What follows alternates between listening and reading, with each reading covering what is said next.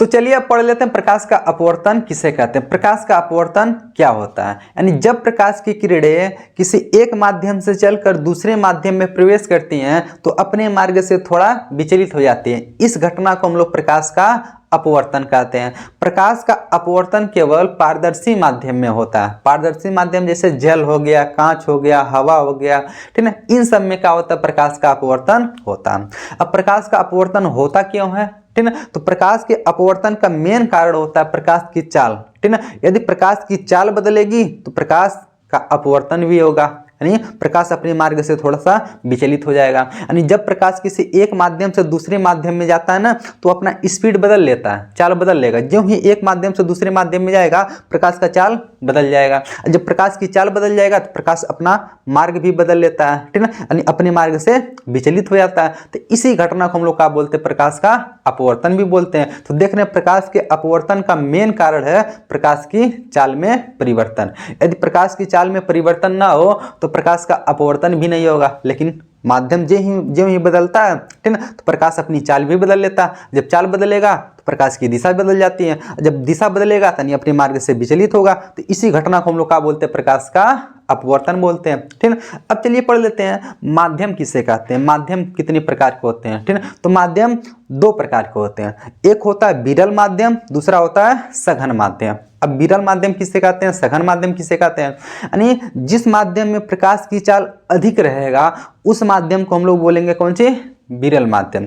और जिस माध्यम में प्रकाश की चाल कम रहेगा उस माध्यम को बोलेंगे हम लोग सघन माध्यम। यानी जिसमें प्रकाश की चाल बहुत तेज है तो विरल माध्यम, जिसमें प्रकाश की चाल कम है उसको क्या बोलेंगे, सघन माध्यम, ठीक है। इसको एक तरीके से और हम लोग समझ सकते हैं, यानी जिस माध्यम का अपवर्तनांक कम रहेगा वो विरल माध्यम, और जिस माध्यम का अपवर्तनांक अधिक रहेगा उसको बोलेंगे सघन माध्यम।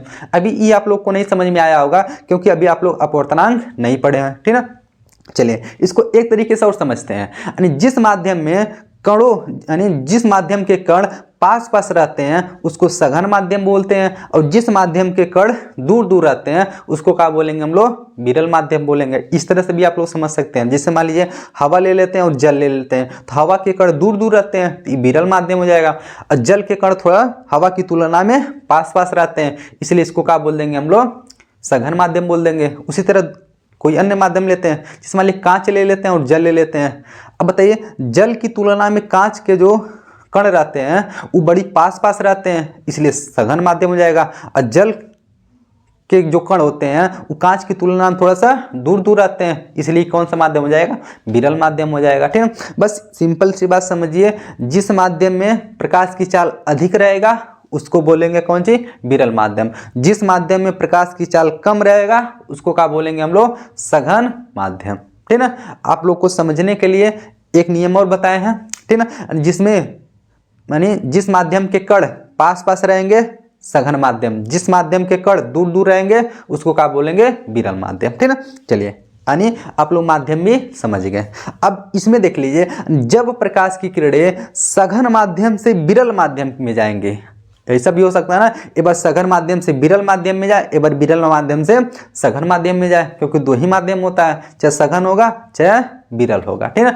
अब दोनों माध्यम में अपवर्तन दो प्रकार से होगा, ठीक है। पहले माध्यम को समझ लेते हैं। जब प्रकाश की किरणें यानी विरल माध्यम से सघन माध्यम में जाती है ना तो वह अभिलंब की ओर झुक जाती हैं। अभी इसको फिगर से हम लोग समझेंगे, ठीक है। जब प्रकाश की किरणें कहाँ से विरल माध्यम से सघन माध्यम में जाएंगी तो अभिलंब की ओर झुक जाएंगे, लेकिन इसी का उल्टा कर लीजिए, जब प्रकाश की किरणें सघन माध्यम से विरल माध्यम में जाएंगी तो अभिलंब से दूर हो जाती हैं, ठीक है। चलिए इसको फिगर से हम लोग समझ लेते हैं, ठीक है। यहाँ पर देख लीजिए दो माध्यम लिए हैं, ऊपर कौन सी है, वायु है, नीचे कौन सी है, जल है, ठीक है। ये अलग माध्यम है, ये अलग माध्यम है, ठीक है। यानी इन दोनों में देखिए वायु के कण थोड़ा सा होते हैं दूर दूर होते हैं, इसलिए विरल माध्यम हो जाएगा, और जल के कण पास पास होते हैं इसलिए क्या हो जाएगा, सघन माध्यम। यानी हवा में जो चाल होता है प्रकाश का ज्यादा होता है इसलिए का विरल माध्यम, और जल में प्रकाश की चाल थोड़ा सा कम होता है इसलिए कौन सी माध्यम हो गया, सघन माध्यम, ठीक है। अब देख लीजिए इस माध्यम से, किस माध्यम से, विरल माध्यम से प्रकाश आ रहा किसमें, सघन माध्यम में, जल क्या है, सघन माध्यम, ठीक है। यहाँ से देखिए एक आपतित किरण, एक प्रकाश की किरण आ रही है, ठीक है। आने वाली किरण को क्या बोलते हैं हम लोग, आपतित किरण बोलते हैं, ठीक है। जहां पर पड़ेगी उसको क्या बोलते हैं हम लोग, आपतन बिंदु, ठीक है। इस आपतन बिंदु पर देखिए काल्पनिक रेखा खींचते हैं 90 अंश का कोण बनाते हुए, इस रेखा को हम लोग क्या बोलते हैं, अभिलंब बोलते हैं, ठीक है। ये पूरा रेखा कौन सी है, अभिलंब है। अब प्रकाश जब किस माध्यम से, विरल माध्यम से सघन माध्यम में जाता है तो अपने कहाँ यानी अभिलंब की ओर क्या हो जाता है, झुक जाता है, ठीक है। यानी ध्यान से देखिएगा, ये प्रकाश को तो सीधा निकल जाना चाहिए था, सीधा निकल जाना चाहिए था, नहीं इधर अभिलंब है ना, देखिए अभिलंब की ओर थोड़ा झुक गया का, ये प्रकाश देखिए इसको सीधा इसे इधर आना चाहिए था ना, लेकिन नहीं इधर से होकर के गया, कहाँ से, इधर से होकर के गया, थोड़ा सा अभिलंब की ओर चला गया, कहाँ इसको जाना चाहिए था यहाँ से, लेकिन गया थोड़ा सा इधर अभिलंब की ओर थोड़ा भाग गया का, ठीक है ना। यानी जब प्रकाश की किरणें विरल माध्यम से सघन माध्यम में कहीं पर भी जाएंगी ना, यानी विरल माध्यम से सघन माध्यम में जाएंगी तो अभिलंब की ओर झुक जाती हैं। इसी का उल्टा देख लीजिए, जब प्रकाश की किरणें सघन माध्यम से विरल माध्यम में जाएंगे, ठीक है ना, इसी माध्यम को चेंज कर दीजिए, ठीक है। ऊपर देखिए जल ले लिए, नीचे का ले लिए वायु, ठीक है ना। वायु में प्रकाश की चाल अधिक होती है इसलिए विरल माध्यम, जल में प्रकाश की चाल कम होती है सघन माध्यम, ऐसे भी समझ सकते हैं। वायु के कण दूर दूर होते हैं तो विरल माध्यम, जल के कण पास पास होते हैं तो सघन माध्यम। अब प्रकाश देखिए इधर सघन माध्यम से किस माध्यम में आ रही है, विरल माध्यम में, ठीक है।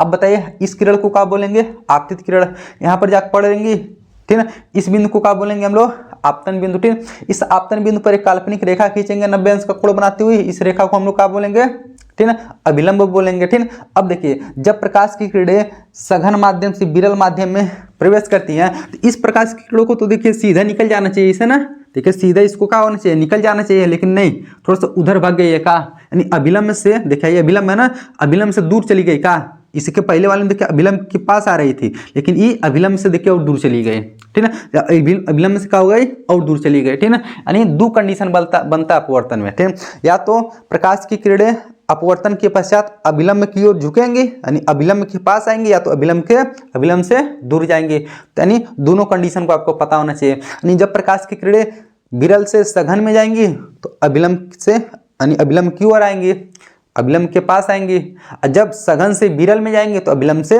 दूर जाएंगे, ठीक है। इन दोनों नियम को आप लोग को पता होना चाहिए, ठीक है। यानी अब ध्यान से सुनिएगा, ठीक है। पहला नियम यही बताया, जब प्रकाश की किरणें कहाँ से, विरल माध्यम से सघन माध्यम में जाएंगे तो अभिलंब की ओर झुक जाएंगे, और जब प्रकाश की किरणें सघन माध्यम से विरल माध्यम में आएंगे तो अभिलंब से दूर भाग जाएंगे, ठीक है। चलिए इसमें एक चीज और सीख लेते हैं। यहाँ पर देखिए इस अभिलंब और आपतित किरण के बीच में एक कोण बन रहा है, इस कोण को बोलते हैं हम लोग आपतन कोण, क्या बोलते हैं, आपतन कोण। आपतन कोण को किससे दर्शाते हैं हम लोग, आई से, ठीक है। क्योंकि यहाँ पर आवर्तन तो हो नहीं रहा है, अपवर्तन हो रहा है, इसलिए यहाँ पर कौन सा कोण बनेगा, अपवर्तन कोण। तो अपवर्तन कोण किसके किसके बीच में बनेगा, अभिलंब और अपवर्तित किरण के बीच में, ठीक है। कौन सा किरण है, अपवर्तित किरण।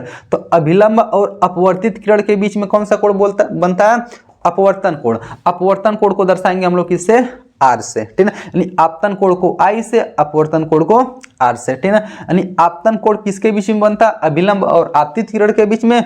अपवर्तन कोण किसके बीच में बनता है, ठीक है, तो अभिलंब और अपवर्तित किरण के बीच में क्या बनता है, अपवर्तन कोण। यहाँ पर भी देखिए है आपतन कोण है कौन सी है, अपवर्तन कोण है, ठीक है। यानी आशा करते हैं आप लोग को अपवर्तन अच्छे से समझ में आया होगा, ठीक है। अब इसके बाद चलिए हम लोग पढ़ लेते हैं अपवर्तन के कुछ नियम भी होते हैं, ठीक है। अपवर्तन के नियम क्या होते हैं उसको भी हम लोग पढ़ लेते हैं।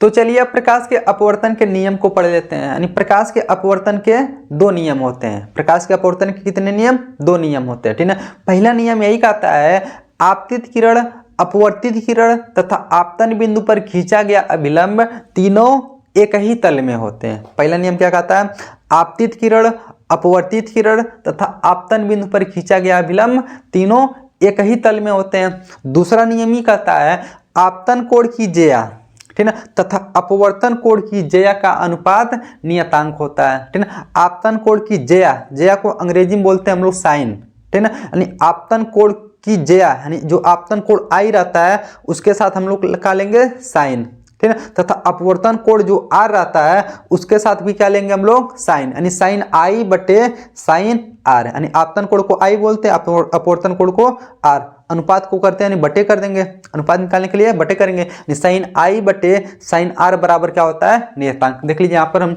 नियम को लिखे भी हैं, ठीक है। पहला नियम वही, आपतित किरण, अपवर्तित किरण तथा आपतन बिंदु पर खींचा गया विलंब तीनों एक ही तल में होते हैं। दूसरा देखिए, आपतन कोण कीजिए यानी साइन तथा अपवर्तन कोण कीजिए का अनुपात क्या होता है, नियतांक होता है। ठीक है, वही लिखे हैं साइन आई बटे साइन आर बराबर एन, यानी नियतांक हो गया। ठीक है, इसका मतलब क्या होता है इसको समझ लीजिए, ध्यान से सुनिएगा। जैसे मान लीजिए अभी हम लोग पढ़े हैं अपवर्तन, ठीक है, अपवर्तन में क्या होता था, ठीक है, ऊपर मान लीजिए कोई अलग माध्यम होता था, नीचे अलग माध्यम है, ठीक है, प्रकाश इधर से आ रही है, ठीक है, इस प्रकाश की किरण को आपतित किरण बोलते हैं, ठीक है, इसको क्या बोलेंगे हम लोग, अभिलंब बोलेंगे। ठीक है, चलिए मान लीजिए ऊपर विरल माध्यम है, नीचे सघन माध्यम है, ठीक है, तो ये क्या होगा, अभिलंब की ओर थोड़ा सा झुकी जाएगी। इसको सीधे जाना चाहिए था लेकिन सीधे नहीं गई, अभिलंब की ओर थोड़ा सा झुक गई। ठीक है, यहाँ पर देखिए, यहाँ पर कौन कोण बना है, आपतन कोण आई बना है, यहाँ पर अपवर्तन कोण क्या बना है, आर बना। ठीक है, अब देखिए दूसरा नियम, पहला नियम पहले ही कहता है, देखिए आपतित किरण, अपवर्तित किरण तथा आपतन बिंदु पर खींचा गया अभिलंब तीनों एक ही तल में होते हैं। एक ही तल में होने का मतलब, मान लीजिए हमारा बोर्ड एक तल है, तो देखिए आपतित किरण देखिए बोर्ड से होते हुए आया है, आपतन बिंदु भी बोर्ड पर ही है, अभिलंब भी कहाँ पर खींचे हैं, बोर्ड पर खींचे हैं। ऐसा नहीं ना कोई बोर्ड से बाहर आ गया है या फिर बोर्ड से अंदर की ओर चला गया, नहीं। ठीक है, इसलिए ये तीनों किस तल में है, एक ही तल में है। दूसरा नियम ही कहता है जो आपतन कोण आई बनेगा और जो अपवर्तन कोण आर बनेगा, ठीक है, इसका साइन लेंगे, इसको इसका भी साइन लेंगे, साइन आई बटे साइन आर का मान हमेशा फिक्स मिलेगा, नियत मिलेगा। ठीक है ना, यानी मान लीजिए ऊपर हम कह दिए हवा है, नीचे कौन सी है, जल है। जब प्रकाश हवा से जल में जाएगा, मान लीजिए यहाँ आपतन कोण निकाल लेंगे, अपवर्तन कोण निकाल लेंगे, दोनों का मान निकालेंगे तो हमेशा फिक्स मिलेगा, जितना मिल जाएगा, ठीक ना, उतना ही हमेशा हवा से जब जल में प्रकाश जाएगा हमेशा उतना ही मिलेगा। ठीक ना, इसलिए इसको बोलते हैं कौन सी होता है, ये नियतांक होता है। साइन आई बटे साइन आर बराबर क्या होता है, एन। एन को हम लोग क्या बोलते हैं, नियतांक बोलते हैं। ठीक ना, अब देख लीजिए इसी नियतांक को हम लोग अपवर्तनांक भी बोलते हैं। ठीक है, यहाँ पर देखिए नियतांक को हम एन से दर्शाते हैं। ठीक, आप जब अगली कक्षा में यानी ऊंची कक्षा में जाएंगे 12वीं में, तो इसको नियतांक को कहीं कहीं म्यू से दर्शाते हैं। ठीक ना, ये 12वीं में पढ़ाया जाता है, अभी आप लोग एन से ही इसको दर्शाइए, कोई दिक्कत नहीं है। ठीक ना, यानी साइन आई बटे साइन आर बराबर एन हो गया, एन को क्या बोलते हैं, नियतांक। ठीक ना, अब इस नियम को एक नियम के नाम से और जाना जाता है। ठीक ना, यानी इस नियम को स्नेल का नियम भी कहते हैं। किसका नियम कहते हैं इसको, स्नेल का नियम। पेपर में कभी कभी पूछ देता है स्नेल का नियम क्या होता है, तो बच्चे कंफ्यूज होते हैं। कुछ नहीं, स्नेल का नियम जो अपवर्तन का दूसरा नियम होता है, वही साइन आई बटे साइन आर बराबर एन, इस नियम को क्या बोला जाता है, स्नेल का नियम। ठीक ना, यहाँ पर जो एन है ना, इस एन को बोला जाता है यानी माध्यम एक के सापेक्ष माध्यम दो का अपवर्तनांक। मतलब अभी देख लीजिए, जैसे मान लीजिए ऊपर एक माध्यम है, नीचे भी एक माध्यम है। ऊपर का दिया कौन सी, वायु है, नीचे का दिए जल है। ठीक ना, देखिए दूठ माध्यम है ना। ठीक ना, हम यहाँ से पूछ दिए कि इस हवा के सापेक्ष जल का अपवर्तनांक बताइए। ठीक ना, तो उसी को हम लोग क्या बोलेंगे, एन बोलेंगे। एन का मतलब यही होता है जो पहले का माध्यम रहेगा इसके सापेक्ष दूसरे के माध्यम का जब अपवर्तनांक निकालेंगे उसी को क्या बोलते हैं, एन। अपवर्तनांक का मतलब इसमें कुछ प्रकाश की चाल होगी और इसमें भी कुछ प्रकाश की चाल होगी ना। ठीक है, तो देख लीजिए इसकी तुलना में इसमें कितना प्रकाश की चाल है, उसी को तो अपवर्तनांक बोलते हैं और कुछ नहीं होता। अपवर्तनांक ठीक ना क्या होता है, यानी इसमें क्या प्रकाश की चाल है और इसमें क्या प्रकाश की चाल है। ठीक ना, उसी दोनों का अनुपात निकाल लेते हैं, उसी को क्या बोलते हैं, अपवर्तनांक बोलते हैं। ठीक है, इस अपवर्तनांक को दर्शाते हैं किससे, एन से। किससे दर्शाएंगे, एन से। ठीक है, वो यहाँ पर लिखे देखिए, स्नेल का नियम भी कहते हैं नियतांक को पहले माध्यम के सापेक्ष दूसरे माध्यम का क्या बोलते हैं, अपवर्तनांक कहते हैं। इसे 1n2, 1 का मतलब यही होता है माध्यम एक, ठीक है, एन मतलब अपवर्तनांक, 2 का मतलब होता है माध्यम 2, यानी पहले माध्यम के सापेक्ष दूसरे माध्यम का कौन सी, अपवर्तनांक, यानी पहले माध्यम के सापेक्ष दूसरे माध्यम का अपवर्तनांक। ठीक है, इसलिए इसको लिख दिए 1n2 बराबर साइन आई बटे साइन आर। ठीक है, पहले माध्यम में आपतन कोण आई बना था, दूसरे माध्यम में अपवर्तन कोण क्या बना था, आर बना था। ठीक है, तो पहले माध्यम के सापेक्ष दूसरे माध्यम का अपवर्तनांक लिखना रहेगा तो 1n2 लिखेंगे। यानी इसको पढ़ना सीख लीजिए क्योंकि अभी आगे बहुत काम देगा इस सवाल बल लगाने में। ठीक ना, यानी पहले माध्यम के सापेक्ष दूसरे माध्यम का अपवर्तनांक। ठीक है, मान लीजिए 2 पहले लिखा रहा है, 1 बाद में लिखा रहा है, तो वहां पढ़ेंगे दूसरे माध्यम के सापेक्ष पहले माध्यम का अपवर्तनांक। ठीक है, तो एक, लेकिन यहाँ एक पहले माध्यम के सापेक्ष दूसरे माध्यम का अपवर्तनांक sin i बटे sin r, यानी पहले माध्यम में जो आपतन कोण बनेगा, दूसरे माध्यम में जो अपवर्तन कोण बनेगा, दोनों का अनुपात निकालेंगे, ठीक है, उसी को बोलेंगे कौन सी, पहले माध्यम के सापेक्ष दूसरे माध्यम का अपवर्तनांक बोलेंगे, ठीक है। तो आशा करते हैं आप लोग को प्रकाश का अपवर्तन के नियम भी समझ में आया होगा, ठीक है। अब चलिए पढ़ लेते हैं प्रकाश के अपवर्तन के कुछ उदाहरण, ठीक है, प्रकाश के अपवर्तन के कुछ उदाहरण। तो चलिए प्रकाश के अपवर्तन के कुछ उदाहरण हम लोग पढ़ लेते हैं, ठीक है। प्रकाश के अपवर्तन के कुछ उदाहरण देखिए आपके सामने बोर्ड पर लिख दिए हैं, 7-8 उदाहरण लिख दिए हैं। चलिए इनको हम बारी बारी से समझा देते हैं, ठीक है। पहला उदाहरण देख लीजिए, जब किसी कांच के, ठीक है, कोई कांच का गिलास ले लीजिए, उसमें आप कोई पेंसिल या फिर कोई भी छड़ रख देते हैं, तो उसको आप लोग बगल से जब देखेंगे तो ऐसा प्रतीत होता है वो जो पेंसिल है वो टूटा हुआ, यानी टूटा हुआ प्रतीत होगा या फिर मुड़ा हुआ थोड़ा सा प्रतीत होता है। तो ये क्यों होता है? तो प्रकाश के अपवर्तन के कारण। यानी आप किसी कांच का गिलास लीजिएगा, उसमें एक पेंसिल डाल दीजिएगा, उसको जब बगल से देखेंगे, ठीक है, तो कांच जो मतलब पेंसिल रहेगा वो सीधा नहीं दिखाई देगा, ठीक है, यानी जहां तक पानी भरा रहेगा वहां तक दिखाई देगा, जहां से पानी खत्म होगा ना वहां से ऐसा प्रतीत होगा वहां से थोड़ा सा उठा हुआ है।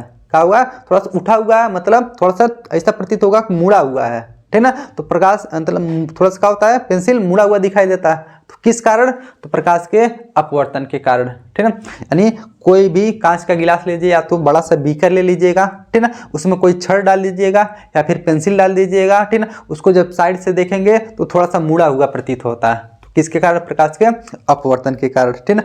दूसरा एग्जांपल देख लीजिए, ठीक है। जब मान लीजिए कोई भी गिलास ले लीजिए, ठीक है, उस गिलास के अंदर एक सिक्का डाल दीजिए, ठीक है, उस सिक्के को जब ऊपर से देखेंगे ना वो थोड़ा सा उठा हुआ प्रतीत होगा। ये भी किसके कारण दिखाई देता है? तो प्रकाश के अपवर्तन के कारण। दूसरा एग्जाम्पल हो गया। तीसरा एग्जाम्पल देख लीजिए इसका, ठीक है ना।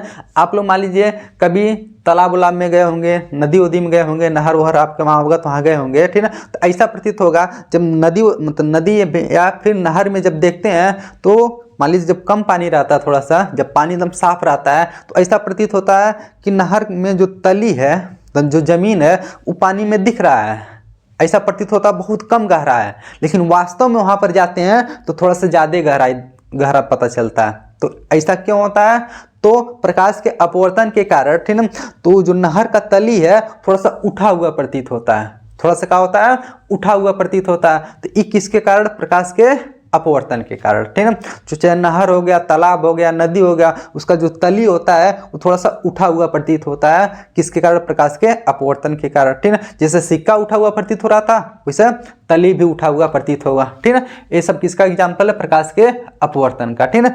और एक सबसे अच्छा एग्जाम्पल है, आप लोग रातों में देखे होंगे, ठीक है, बहुत सारे आसमान में तारे टिमटिमाते हुए प्रतीत होते हैं। तो तारे टिमटिमाते हुए क्यों दिखाई देते हैं? तो प्रकाश के अपवर्तन के कारण, ठीक है। अभी इसी चैप्टर में हम लोग आगे पढ़ेंगे वायुमंडलीय अपवर्तन क्या होता है, तो हम विस्तार से पढ़ेंगे तारे कैसे टिमटिमाते हैं, ठीक है, क्यों टिमटिमाते हैं, ठीक है। बस अभी इतना समझ लीजिए कि अपवर्तन के कारण क्या होते हैं, तारे टिमटिमाते हैं, ठीक है। चलिए अगला एग्जाम्पल देख लीजिए, ठीक है। कांच के गिलास में रखा चम्मच का मुड़ा दिखना, ठीक है। अब वही सेम चीज जो जैसे मान लीजिए इसके पहले कांच के गिलास में पेंसिल रख लेते हैं तो पेंसिल मुड़ा हुआ दिख रहा था, और चम्मच रख देंगे तो चम्मच भी ऐसा प्रतीत होगा कि मुड़ा हुआ यानी टूटा हुआ प्रतीत होगा। कब? आप लोग घरे आप लोग प्रयोग करके देख सकते हैं। कांच का गिलास लीजिएगा, उसमें डाल लीजिएगा, बगल से देखेंगे तो ऐसा होगा कि जहाँ से पानी खत्म होगा ना वहाँ से थोड़ा सा उठा हुआ प्रतीत होगा यानी मुड़ा हुआ प्रतीत होगा, ठीक है। ये सब किसका एग्जाम्पल है? प्रकाश के अपवर्तन का, ठीक है। और एक एग्जाम्पल और आप लोग देखे होंगे गर्मी के महीने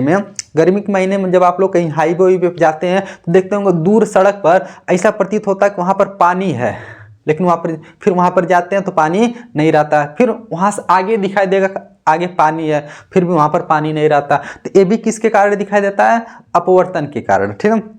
क्योंकि यहाँ पर दो कॉन्सेप्ट लगता है, यहाँ पर पूरा आंतरिक परावर्तन और अपवर्तन दोनों के होता है वहाँ पर, ठीक है। लेकिन अभी हम लोग अपवर्तन पढ़ रहे हैं, ठीक है। तो इसलिए बस इतना समझिए वहाँ पर भी क्या हो रहा है? अपवर्तन हो रहा है, ठीक है। तभी वह क्या हो रहा है यानी वहाँ दूर सड़क पर हमको पानी प्रतीत होता है, ठीक ना। तो ये भी अपवर्तन का एक एग्जाम्पल है, ठीक ना। चलिए अगला एग्जाम्पल देख लिए। कांच की बोतल से देखने पर वस्तुएं टेढ़ी मेढ़ी दिखाई देती है। मान लीजिए आपके वहाँ कोई कांच का बोतल रहेगा ना, उस कांच के बोतल से देखेंगे ना तो कांच के बोतल के जो दूसरी साइड में वस्तुएं रहेंगी ना वो थोड़ा सा टेढ़ी मेढ़ी दिखाई देंगी। कैसे दिखाई देंगी? टेढ़ी मेढ़ी। वैसे भी देख लीजिए आपके वहाँ प्लास्टिक का बोतल होगा, ठीक ना, उस बोतल में पानी भरा रहेगा, उस भरे पानी, ठीक ना, मान लीजिए पानी भरा है, उसमें आप लोग जब देखेंगे ना जो पानी के उधर वस्तुएं हैं वो तो स्पष्ट दिखाई नहीं देंगी उतनी अच्छे से, लेकिन जो भी दिखाई देंगी ना थोड़ा सा मुड़ी हुई दिखाई देंगी, टेढ़ी मेढ़ी दिखाई देंगी। तो क्यों? ये भी प्रकाश के अपवर्तन के कारण। मान लीजिए कोई कांच का बोतल ले लीजिए या फिर कोई नॉर्मल सा बोतल लीजिए, उसमें पानी भर दीजिए, उसमें से जब देखेंगे तो उसके दूसरी साइड में जो वस्तुएं रहेंगी वो मुड़ी हुई दिखाई देती हैं। किसके कारण? प्रकाश के अपवर्तन के कारण, ठीक ना। चलिए अगला एग्जाम्पल इसका देख लेते हैं। आप लोग देखेंगे सूर्योदय तथा सूर्यास्त के समय, ठीक ना, सूर्य थोड़ा सा दूर, बहुत दूर आता है, तो वहां से जब प्रकाश की किरणें आती है ना तो वायुमंडल में बहुत सारा मतलब प्रकाश का क्या हो जाता है? अपवर्तन होते रहता है। इसलिए हम लोग जब सुबह सूर्य को देखते हैं ना वो रियल सूर्य नहीं देख पाते, एकदम सुबह एकदम भोर की बात कर रहे हैं, जब सूर्योदय होता है, जब सूर्य निकलता है ना, ठीक ना, तो यानी सूर्योदय होने से पहले हमको सूर्य दिखाई देता है, यानी जिसको बोलते हैं अग्रिम सूर्योदय, यानी सूर्योदय होने से कुछ समय पहले ही हम लोग सूर्य देख पाते हैं। क्यों? क्योंकि हम जानते हैं सूर्य कहाँ पर है? वायु में स्थित है एक तरह से, ठीक ना। और जब वायु में है तो उसके चारों तरफ क्या है? मान लीजिए हवा से, मतलब वायु में जब है तो वहां से बहुत सारे प्रकाश निकलेंगे, तो वायु से उसका अपवर्तन होते होते, ठीक ना, तो ऐसा प्रतीत होगा सूर्य थोड़ा सा उठा हुआ हमको दिखाई देगा। कैसा दिखाई देगा? उठा हुआ दिखाई देगा, यानी सूर्योदय हुआ नहीं है फिर भी उठा हुआ प्रतीत हो रहा है हमको, सूर्य पहले दिखाई दे दिया, मतलब रियल सूर्य नहीं देख पाते हम लोग, इसी को बोलते हैं कौन से? अग्रिम सूर्योदय, यानी सूर्योदय होने के पहले ही सूर्य दिखाई दिया। किसके कारण? अपवर्तन के कारण, ठीक है। तो क्यों लिखे हैं? सूर्योदय वास्तविक समय से पहले दिखाई देता है हमको, यानी सूर्योदय होने के पहले ही हम लोग सूर्य देख पाते हैं। किसके कारण? तो प्रकाश के अपवर्तन के कारण, ठीक है। तो ये रहा कुछ प्रकाश के अपवर्तन के कुछ कौन सी उदाहरण, ठीक है। इसको आप लोग अच्छे से पढ़ लीजिएगा, ठीक है। अब चलिए आगे हम लोग पढ़ते हैं। तो चलिए अब अपवर्तनांक के बारे में हम लोग पढ़ लेते हैं। अपवर्तनांक क्या होता है? अपवर्तनांक किसे कहते हैं, ठीक है। तो अपवर्तनांक एक भौतिक राशि है जो विभिन्न माध्यमों में प्रकाश की चाल को बताता है, यानी किस माध्यम में प्रकाश की चाल अधिक है, किस माध्यम में प्रकाश की चाल कम है, ये कौन बताएगा? तो अपवर्तनांक बताएगा, ठीक है ना। जिस माध्यम की अपवर्तनांक अधिक रहेगा उस माध्यम में प्रकाश की चाल कम होगा, और जिस माध्यम का अपवर्तनांक कम रहेगा उस माध्यम में प्रकाश का चाल अधिक रहेगा। तो देख रहे हैं अपवर्तनांक से ही हम लोग क्या पता कर ले रहे हैं कि किस माध्यम में प्रकाश की चाल अधिक है, किस माध्यम में प्रकाश की चाल कम है, ठीक है। तो ये कौन बताता है? तो अपवर्तनांक बताता है, ठीक है। तो अब अपवर्तनांक कितने प्रकार के होते हैं? तो अपवर्तनांक दो प्रकार का होता है। एक होता है जिसको बोलते हैं हम लोग निरपेक्ष अपवर्तनांक, दूसरे वाले को बोलते हैं कौन सी? सापेक्ष अपवर्तनांक, ठीक है। तो अपवर्तनांक कैसे निकलता है? तो अपवर्तनांक निकालने के लिए हमको दो माध्यम का तुलना करना पड़ता है ना, कि एक माध्यम में प्रकाश की चाल क्या है, दूसरे माध्यम में प्रकाश की चाल क्या है, फिर ठीक ना, फिर दोनों को, यानी दोनों के आपतन कोण अपवर्तन कोण में क्या करते हैं हम लोग? भाग करते हैं, तब क्या मिलता है हमको? अपवर्तनांक मिलता है, ठीक ना। तो उसी तरह, ठीक ना, निरपेक्ष अपवर्तनांक किसे कहते हैं उसको समझ लीजिए, ठीक ना। यानी जब प्रकाश की किरणें, ठीक, निर्वात या वायु से किसी अन्य माध्यम में जा रही हो, ठीक है। जिसमें मान लीजिए कोई प्रकाश की किरण है जो हवा से किसी भी माध्यम में जा रहा है, मान लीजिए हवा से जल में जा रहा है, हवा से कांच में जा रहा है, ठीक है। तब यहाँ पर जो अपवर्तनांक मिलेगा उस अपवर्तनांक को क्या बोलेंगे हम लोग? निरपेक्ष अपवर्तनांक, ठीक है। तो हम यहाँ परिभाषा में लिख सकते हैं, ठीक है, वायु या निर्वात के सापेक्ष अपवर्तनांक को हम लोग क्या बोलते हैं? निरपेक्ष अपवर्तनांक। यानी जब प्रकाश की किरणें हवा यानी वायु या निर्वात से किसी अन्य माध्यम में जाती हैं तो हवा में जो आपतन कोण बनेगा और उस माध्यम में जो अपवर्तन कोण बनेगा, इन दोनों के यानी जया का अनुपात यानी साइन का अनुपात को हम लोग क्या बोलते हैं? निरपेक्ष अपवर्तनांक, ठीक है। यानी इसको एक बार फिर से समझ लीजिए, थोड़ा सा ठीक है कठिन है लेकिन समझ में आ जाएगा, ठीक है। ध्यान सुनिएगा, यहाँ पर लिखे भी हैं, यानी यदि प्रकाश का अपवर्तन क्या निर्वात या वायु से किसी अन्य माध्यम में होता है तब आपतन कोण की जया तथा अपवर्तन कोण की जया के अनुपात को हम लोग क्या बोलते हैं? ठीक है, निरपेक्ष अपवर्तनांक, ठीक है। इसको फिगर से चलिए इसको समझा देते हैं। जैसे मान लीजिए, ध्यान सुनिएगा, ऊपर का दिए वायु है या फिर निर्वात है, या फिर कौन सी है? निर्वात है।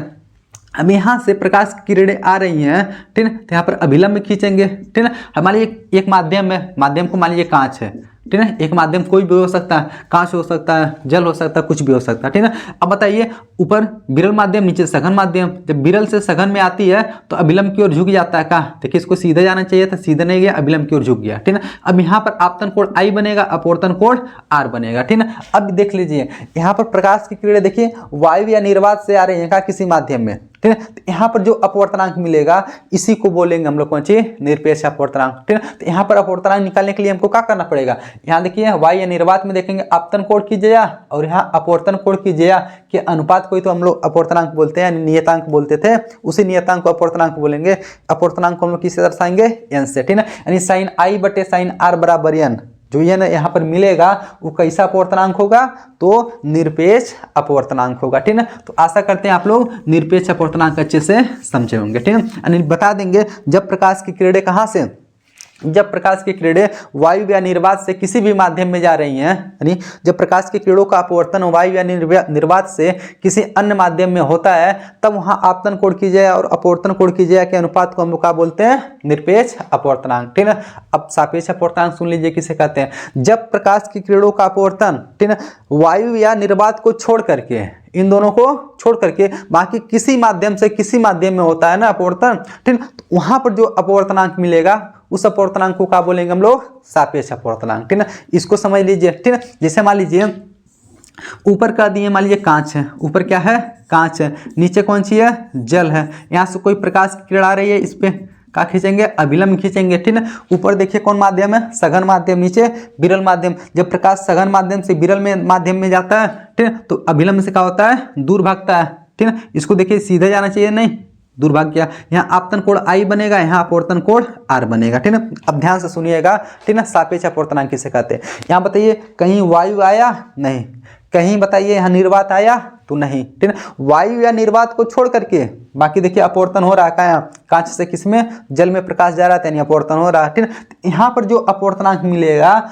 उस अपवर्तनांक को हम लोग क्या बोलेंगे, सापेक्ष अपवर्तनांक, ठीक है। यदि मान लीजिए इसको माध्यम 1 मानना है, इसको माध्यम कितना मानना है, 2 मानना है, तो इसको बोलेंगे माध्यम 1 के सापेक्ष माध्यम 2 का अपवर्तनांक, ठीक है। तो इसको लिखना हम सिखा दिए, माध्यम 1 के सापेक्ष माध्यम 2 का अपवर्तनांक कैसे लिखेंगे, 1n2, ठीक है। माध्यम 1 के सापेक्ष माध्यम 2 का अपवर्तनांक, ठीक है। यदि इसको पहला माध्यम मानना है, इसको दूसरा माध्यम मानना है, तो क्या लिखेंगे इसको, 1n2, ठीक है। तो यानी अपवर्तनांक को लिखना भी आप लोग सीख गए।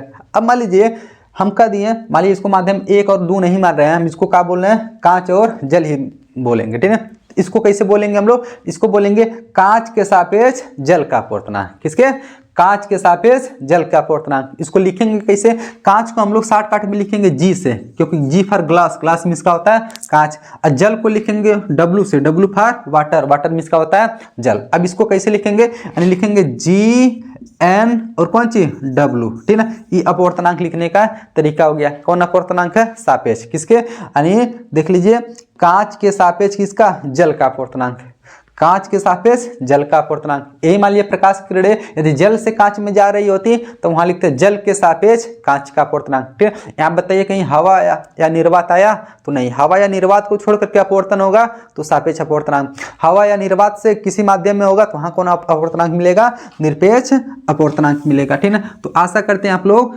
अपवर्तनांक को भी अच्छे से सीखे होंगे। अपवर्तनांक किसे कहते हैं, अपवर्तनांक से हम लोग क्या पता कर पाएंगे, तो अपवर्तनांक से हम क्या पता कर पाते हैं, प्रकाश की चाल किसमें अधिक है किसमें कम है, ठीक है। यानी अपवर्तनांक मान लीजिए किसी माध्यम का अपवर्तनांक बहुत ज्यादा है तो उसमें प्रकाश की चाल कम रहेगा। मान लीजिए किसी माध्यम में का अपवर्तनांक बहुत कम है तो वहां प्रकाश की चाल अधिक रहेगा, ठीक है। तो सबसे कम अपवर्तनांक किसका होता है, तो हवा का होता है, ठीक है। कितना होता है, हवा का होता है। और सबसे ज्यादा अपवर्तनांक किसका होता है, तो हीरा का होता है। इसको भी आप लोग याद कर लीजिएगा, सबसे ज्यादा अपवर्तनांक हीरे का और सबसे कम अपवर्तनांक किसका होता है, तो हवा का होता है, ठीक है।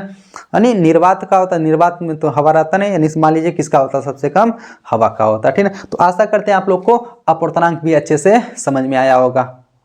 तो चलिए पढ़ लेते हैं कि अपवर्तनांक तथा प्रकाश की चाल में क्या संबंध होता है, ठीक ना। यानी किसी पदार्थ का निरपेक्ष अपवर्तनांक, ठीक ना, निर्वात में प्रकाश की चाल तथा उस माध्यम में प्रकाश की चाल के अनुपात के बराबर होता है। यानी इसको ध्यान से समझिएगा, ठीक ना। यानी किसी भी पदार्थ का अपवर्तनांक निकालना रहेगा हमको, ठीक ना, तो निर्वात में प्रकाश की चाल तथा उस माध्यम में प्रकाश की चाल, यानी जो माध्यम, यानी जो पदार्थ लिए हम लोग, मान लीजिए कांच लिए हैं कि जल लिए हैं, ठीक ना, उसमें प्रकाश की चाल, इन दोनों के अनुपात को हम लोग क्या बोलेंगे, निरपेक्ष अपवर्तनांक, यानी अपवर्तनांक जिसको हम लोग किससे दर्शाते हैं, n से दर्शाते हैं, ठीक ना। तो n बराबर हमको फार्मूला मिल गया कि निर्वात में प्रकाश की चाल बट्टे माध्यम में प्रकाश की चाल। तो निर्वात में प्रकाश की चाल को दर्शाते हैं किससे, c से, और माध्यम में कोई भी माध्यम रहेगा, ठीक ना, जल हो सकता है, कांच हो सकता है, ठीक ना, तो वहां पर प्रकाश की चाल को दर्शाएंगे किससे, हम लोग v से दर्शाएंगे, ठीक ना। तो यहाँ फार्मूला मिल गया n बराबर c बटे v। c मतलब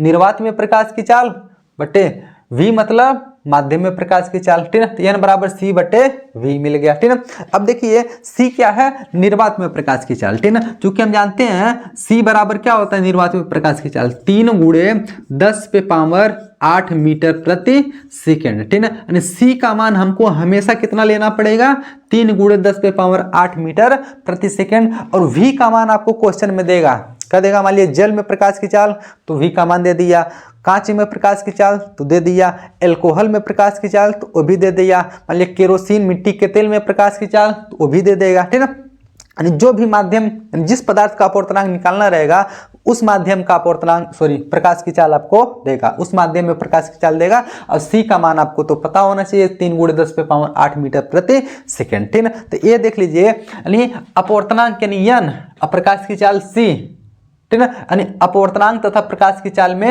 यही संबंध होता है, n बराबर c बटे v। c क्या होता है, निर्वात में प्रकाश की चाल, v क्या होता है, माध्यम में प्रकाश की चाल। देखिए, ठीक है, वही लिखे भी हैं, किसी पदार्थ का निरपेक्ष अपवर्तनांक, ठीक है, निर्वात में प्रकाश की चाल तथा उस माध्यम में प्रकाश की चाल के अनुपात के बराबर होता है, ठीक है। n बराबर c बटे v, ठीक है। अब देखिए यहीं पर हमको अपवर्तनांक निकालने के लिए एक फार्मूला और प्राप्त होता है, ठीक है। यहाँ v1 बटे v2 करके भी इसको भी समझ लेते हैं, ठीक है। अब देखिए यहाँ पर तो निर्वात में प्रकाश की चाल ले रहे थे, अब मान लीजिए निर्वात नर है, अब यहाँ दो माध्यम कर दिया, मान लीजिए एक माध्यम एक है, एक माध्यम दो है। जैसे मान लीजिए एठोरे को कांच मान ले रहे हैं, एठोरे को जल मान ले रहे हैं, यहाँ तो निर्वात नहीं आएगा ना, हो सकता है कांच से प्रकाश जल में जाए, जल से प्रकाश कांच में जाए, ठीक है।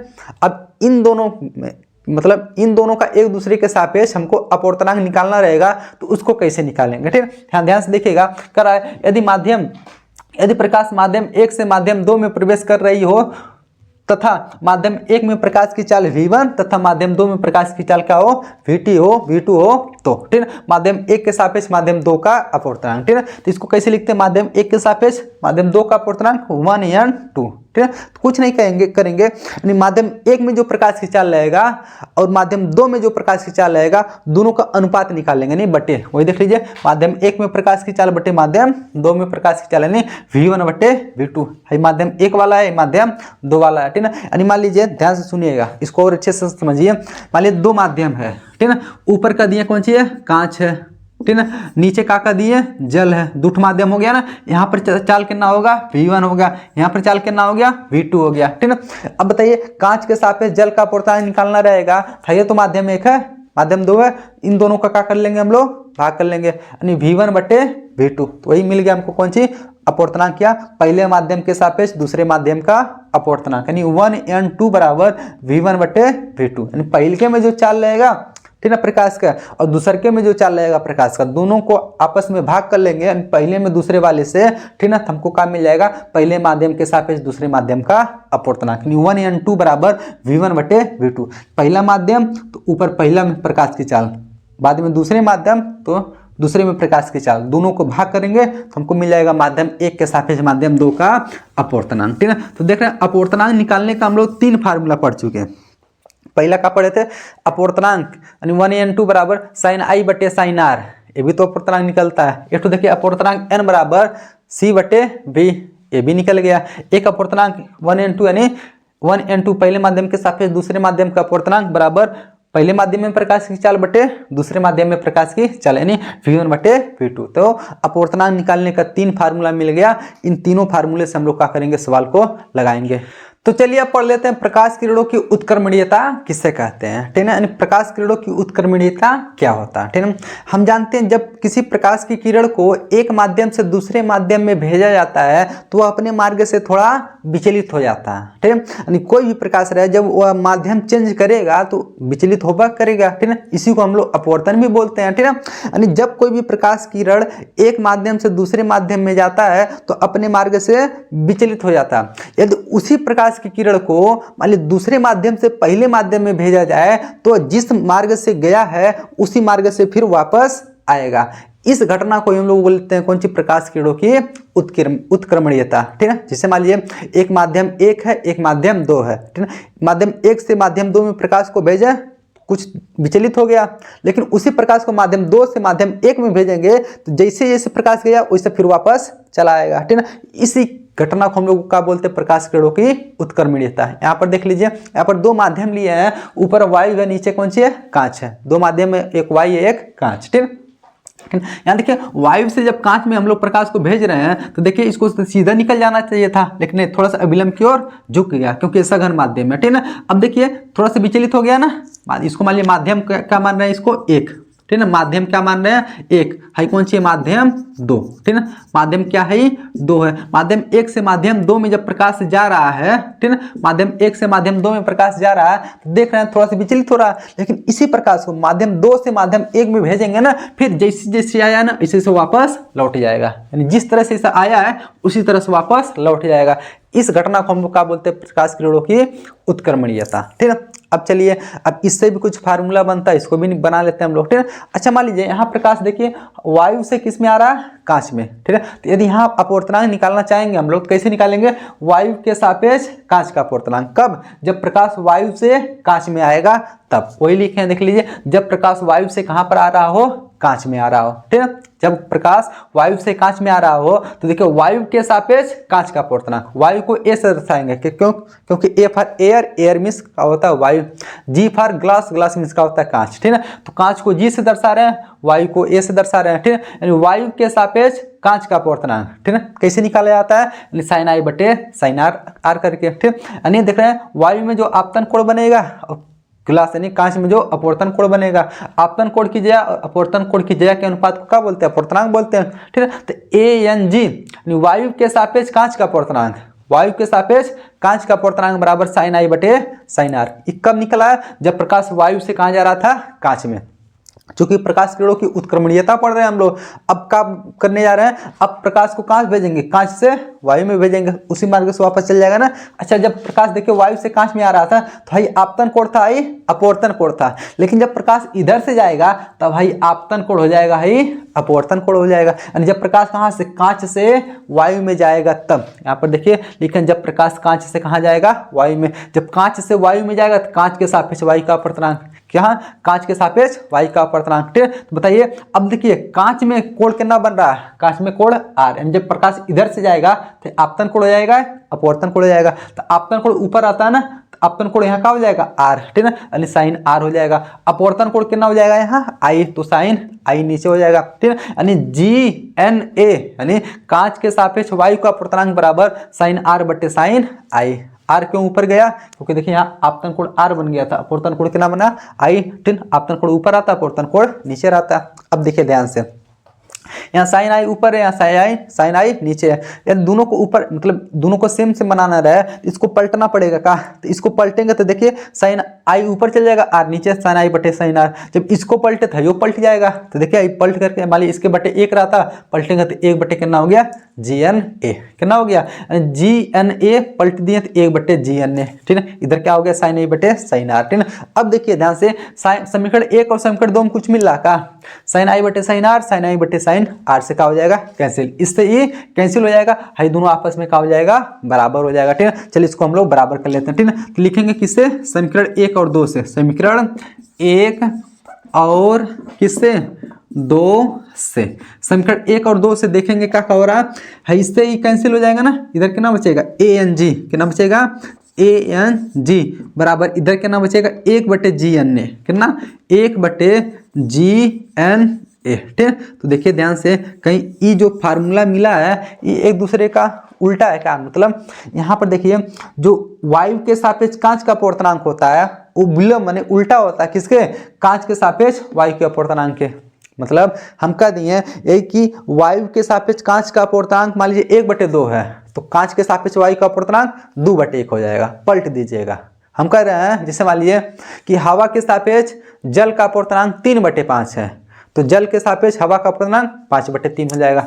विलोम मतलब वही उल्टा है ना, पलट करके यहाँ लिख दिया है। ANG बराबर 1/GNA, मतलब जो हवा के सापेक्ष कांच का अपवर्तनांक है वो 1/, है क्या? कांच के सापेक्ष हवा के अपवर्तनांक है। ठीक है, देख रहे हैं हवा और कांच का अपवर्तनांक, यहाँ कांच और हवा का अपवर्तनांक यानी उल्टा एक दूसरे का है। ठीक है ना, विलोम होता है। ठीक है, तो इस फार्मूले का प्रयोग करके भी हम लोग क्या कर सकते हैं, मान लीजिए हमको जो अपवर्तनांक दिया रहेगा उसको भी निकालना रहेगा तो उसको भी निकाल सकते हैं। ठीक है, तो ये फार्मूला याद कर लीजिएगा। ठीक है, मान लीजिए कोई भी दो माध्यम रहेगा, ठीक है, उन दोनों माध्यमों में जो अपवर्तनांक रहेगा ना, मान लीजिए एक माध्यम का अपवर्तनांक दूसरे माध्यम के सापेक्ष दिया रहेगा और दूसरे माध्यम का अपवर्तनांक पहले माध्यम के सापेक्ष पूछेगा, तो क्या कर देंगे, पलट करके हम लोग लिख देंगे, हम लोग का अपवर्तनांक निकल जाएगा। ठीक है, तो इस प्रकाश की किरणों की उत्कोणीयता किसे कहते हैं? जब प्रकाश एक माध्यम से दूसरे माध्यम में जाता है तो अपने मार्ग से विचलित हो जाता है, उसी प्रकाश को दूसरे माध्यम से पहले माध्यम में भेजेंगे तो उसी मार्ग से वापस आ जाएगा, लौट आएगा। इस घटना को क्या बोलते हैं? प्रकाश किरणों की उत्क्रमणीयता।